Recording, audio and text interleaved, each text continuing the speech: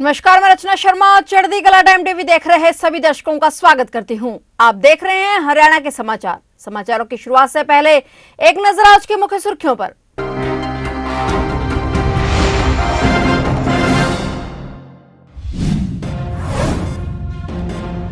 हरियाणा चुनावों की घोषणा से पहले मिलेगी करोड़ों की सौगात। मुख्यमंत्री प्रदेश को देंगे 2729 करोड़ का तोहफा। 1.5 दर्जन विभागों की योजनाओं का शिलान्यास करेंगे मुख्यमंत्री मनोहर।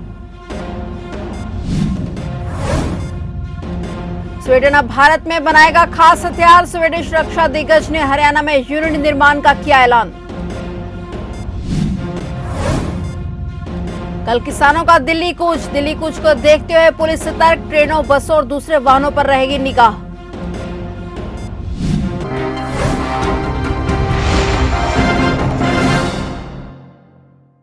और अब समाचार विस्तार से।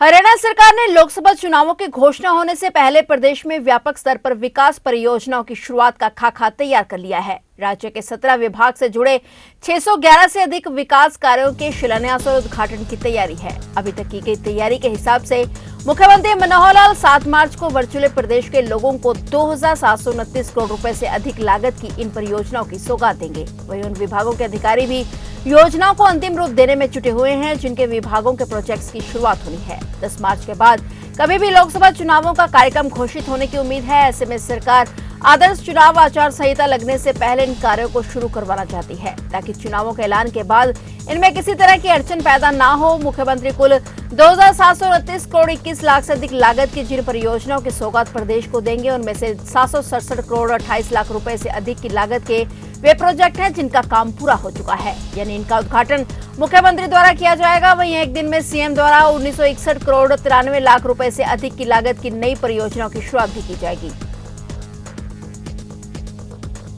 स्वीडन के रक्षा दिग्गज ने भारत के राज्य हरियाणा में अब खास हथियारों का निर्माण करने का ऐलान किया है। जारी एक बयान के अनुसार स्वीडिश रक्षा दिग्गज ने भारत में कार्ल गुस्ताफ हथियार प्रणाली बनाने के लिए हरियाणा के झज्जर में रिलायंस मेड सिटी में अपनी पहली विनिर्माण सुविधा का निर्माण शुरू कर दिया है। हरियाणा में प्लांट का निर्माण शुरू करने के लिए साब FFVO इंडिया द्वारा दोनों कंपनियों के बीच एक समझौते पर हस्ताक्षर किए गए हैं। इस डील के द्वारा रिलायंस मेड सिटी से नए और विस्तारित अवसरों के द्वार खुल रहे हैं जो पहले से मौजूद सेक्टरों को विस्तृत श्रृंखला में रक्षा क्षेत्र के एक नए जुड़ाव का भी प्रतीक है। हरियाणा के गुरुग्राम के झज्जर जिले में 8000 एकड़ से अधिक भूमि पर एक विश्व स्तरीय ग्रीनफील्ड स्मार्ट सिटी विकसित की जा रही है।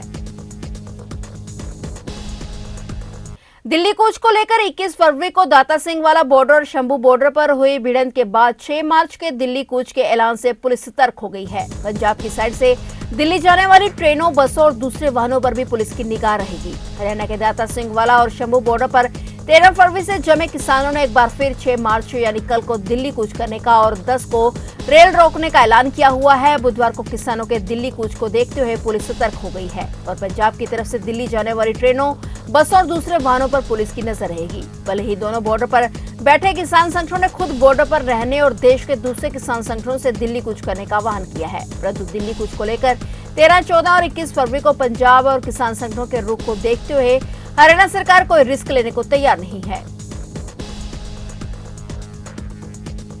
किसानों के दिल्ली कूच के ऐलान के बाद बंद किए गए अंबाला चंडीगढ़ हाईवे अंबाला के सद्दोपुर से चंडीगढ़ जाने वाला रास्ता को खोलने में प्रशासन जुट गया है। फिलहाल दोनों तरफ की सिंगल लेन को खोला जा रहा है जिसमें आम जनता को काफी राहत मिलेगी और लोगों को भारी जाम से भी फंसना नहीं पड़ेगा। जनता की भारी डिमांड के बाद आज प्रशासन ने अंबाला चंडीगढ़ हाईवे को खोलना शुरू कर दिया और एक के बाद एक कई जेसीबी लाई जा रही हैं, लेकिन सीमेंटेड बैरिकेड्स होने की वजह से उन्हें हटाने में प्रशासन को दिक्कतों का सामना करना पड़ रहा है। वहीं प्रशासन के इस फैसले से आम जनता काफी खुश दिखाई दी। जनता का कहना है कि हरियाणा के गृह मंत्री एडविज से उन्होंने कई बार गुहार लगाई थी कि इस रास्ते को खोला जाए और आज उनकी मांग को गृह मंत्री ने पूरा कर दिया है। इसके लिए उन्होंने प्रशासन का भी धन्यवाद किया। इससे बहुत फर्क पड़ेगा अगर रास्ता ये खुल जाता है। हमने इसके लिए बहुत प्रयास किए। हम अंबाला पुलिस के एडिशनल एसपी साहब से 3 दिन से लगातार संपर्क में हैं और उनके मेहनत से आज पहले 1 वे ट्रैफिक कराया हमने दोनों तरफ का और बाद में हमने मंत्री जी से भी संपर्क किया, हरियाणा के जो होम मिनिस्टर हैं उनसे, और उनके आदेश के अनुसार ही ये हाईवे जो है वो खोला जा रहा है। तो हम उनका धन्यवाद करते हैं कि लोगों की जो जितनी असुविधा हो रही थी उससे छुटकारा मिल जाएगा उनको। सरस मेला 2024 का सांस्कृतिक कार्यक्रम से आगाज हो चुका है। हरियाणा के विकास एवं पंचायत मंत्री ने दीप प्रज्वलित कर सरस मेले का शुभारंभ किया। देवेंद्र बबली ने कहा कि सरस मेले में देश भर के विभिन्न स्वयं सहायता समूह अपने उत्पादों का प्रदर्शन और बिक्री कर रहे हैं। इस मेले में देश भर से स्वयं सहायता समूहों की लगभग 400 महिला कारीगरों ने अपने उत्पादों की प्रदर्शनी लगाकर बिक्री के लिए लगभग 200 स्टॉल लगाए हैं। SHG के स्टॉल महिला कारीगरों के कौशल, क्षमता और कड़ी मेहनत को प्रदर्शित कर रहे हैं। विकास एवं पंचायत मंत्री ने बताया कि हरियाणा राज्य ग्रामीण आजीविका मिशन ने अब तक राज्य के सभी 22 जिलों में 143 ब्लॉक को कवर कर लिया है। देखिए, जो सरस मेला 2024 का आयोजन किया गया है, मैं सबसे पहले तो यहाँ जितने भी हमारे प्रदेशों से हमारी बहनें आई हैं उनको बहुत बहुत उनका हमारे हरियाणा इस पंचकुला की पवित्र धरती पर स्वागत भी करते हैं, उनको अभिनंदन करते हैं, धन्यवाद भी करते हैं। माननीय देश के प्रधानमंत्री नरेंद्र मोदी जी ने लखपति दीदी का एक सपना कि हमारी बहनें किसी भी कार्य में पीछे ना हो और अपने पैरों पर खड़ी होकर अपने साथ साथ अपने परिवार का पालन पोषण कर सकें। मेलों के आयोजन से उनको एक मैं कहूँगा प्रोत्साहन मिलता है, एक अच्छा प्लेटफार्म मिलता है और वो खुद में सेल्फ सस्टेन होकर अपने परिवार का अच्छे से पालन पोषण कर सकते हैं।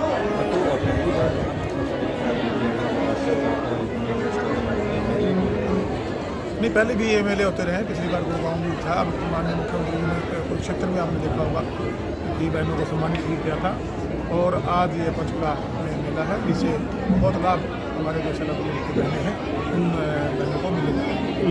सिर्फ एक कॉल और फंस गए आरोपी। जी हां, STF हरियाणा, झज्जर पुलिस और दिल्ली स्पेशल सेल पुलिस ने नंगलोई निवासी सचिन उर्फ सौरव और आशीष को गिरफ्तार किया। दोनों को गोवा से पकड़ा और इसके बाद SP अर्पित जैन ने प्रेस कॉन्फ्रेंस करते हुए कहा कि दोनों आरोपितों को अदालत में पेश किया गया है। आरोपितों को 8 दिन के पुलिस रिमांड पर लिया गया है। SP अर्पित जैन ने बताया कि हत्याकांड का राजफाश करने में सबसे अहम पहलू वह कॉल रही जो बराही गांव के पास हमलावर किसी से फोन पर बात कर रहे थे। CCTV फुटेज में आगे बैठा हमलावर किसी से कॉल करता हुआ दिखाई दे रहा है और इन अपराधियों से बातचीत में विदेश की IP भी मिली है। उन्होंने बताया कि नफे सिंह राठी हत्याकांड में शामिल हमलावरों की धरपकड़ लगातार जारी है। बाहर किसी भी रेस्टोरेंट या किसी समारोह में खाना खाने के बाद माउथ फ्रेशनर लगभग सभी लोग खाते हैं, लेकिन इस खबर को पढ़ने के बाद माउथ फ्रेशनर खाने से भी परहेज करना पड़ेगा। मामला गुरुग्राम का है, जहां रेस्टोरेंट में 5 लोगों का खाना खाने के बाद माउथ फ्रेशनर खाना भारी पड़ गया। माउथ फ्रेशनर खाते ही उनके मुंह में जलन होने लगी, साथ ही उल्टी आने लगी। इसके बाद उनके मुंह से खून निकलने लगा, जिसके बाद सभी को प्राइवेट अस्पताल में भर्ती करवाना पड़ा। वहीं 5 में से 2 की हालत अभी भी गंभीर बताई जा रही है। डॉक्टर के अनुसार ये जानलेवा एसिड है, जिसके सेवन से जान भी जा सकती है। इसकी शिकायत मिलने के बाद गुरुग्राम के खेड़की दोला थाना पुलिस ने मामला दर्ज कर जांच शुरू कर दी है। पीड़ितों ने बताया कि तबीयत खराब होने के बावजूद रेस्टोरेंट के कर्मचारियों ने उनकी कोई मदद नहीं की। इसके बाद मजबूर होकर उन्होंने खुद 100 नंबर पर फोन किया, जिसके बाद पुलिस मौके पर पहुंची और एम्बुलेंस का इंतजार करने लगी। बाद में सभी को प्राइवेट अस्पताल पहुंचाया गया। पुलिस ने मामले में बड़ा खुलासा किया कि लोगों को माउथ फ्रेशनर के नाम पर ड्राई आइस दी गई है। वहीं पुलिस ने रेस्टोरेंट के मैनेजर को गिरफ्तार कर लिया है, जबकि रेस्टोरेंट का मालिक और वेटर अभी भी फरार है। सोनीपत के नेशनल हाईवे 44 पर रेत से भरे हुए ट्रक में एक तेज रफ्तार केमिकल के ट्रक की टक्कर हो गई। हादसे के बाद केमिकल के ट्रक में आग लग गई। हालांकि गनीमत रही कि इस हादसे में कोई जानी नुकसान नहीं हुआ। सूचना के बाद बहालगढ़ थाना पुलिस और फायर ब्रिगेड के कर्मचारी मौके पर पहुंचे। हादसे की वजह से चंडीगढ़ दिल्ली और दिल्ली चंडीगढ़ हाईवे पर भी लंबा जाम देखने को मिला। फिलहाल फायर ब्रिगेड के कर्मचारी पानी की सहायता से केमिकल को नष्ट करने की कोशिश कर रहे हैं, लेकिन केमिकल से भरे हुए ट्रक की मेन वॉल लीक होने की वजह से लगातार केमिकल निकल रहा है। आम जनता को इसकी वजह से कोई नुकसान न हो, लगातार पानी की वजह से केमिकल को नष्ट करने का प्रयास किया जा रहा है और अब कड़ी मुशक्कत के बाद आग पर पूरी तरह से काबू पा लिया गया है। जटलाना के पास B12 खनन एजेंसी है, जिसमें भारी भरकम वाहन रेत से लोड होकर चलते हैं, जिनके चलने से सड़क टूटकर पूरी तरह क्षतिग्रस्त हो गई है और सड़क पर दलदल जमा हो गई है। इस पर दिन रात राहगीरों की आवाजाही लगी रहती है। लोगों ने बताया कि इस पर स्कूल जाने वाले स्कूली बच्चे कैसे चलकर स्कूल जाएंगे और अगर कोई व्यक्ति बीमार हो जाता है तो उसको अस्पताल ले जाने में सड़क टूटने के कारण देर हो जाती है, जिससे बीमार हुए व्यक्ति की मौत भी हो सकती है। लोगों का कहना है कि संबंधित अधिकारियों को भी कई बार अवगत करवा चुके हैं, लेकिन अब तक समस्या ज्यों की त्यों है। तो ये थे हरियाणा के समाचार, और नए समाचारों के साथ फिर से हाजिर होंगे। तब तक के लिए देखते रहिए चढ़ती कला टाइम टीवी।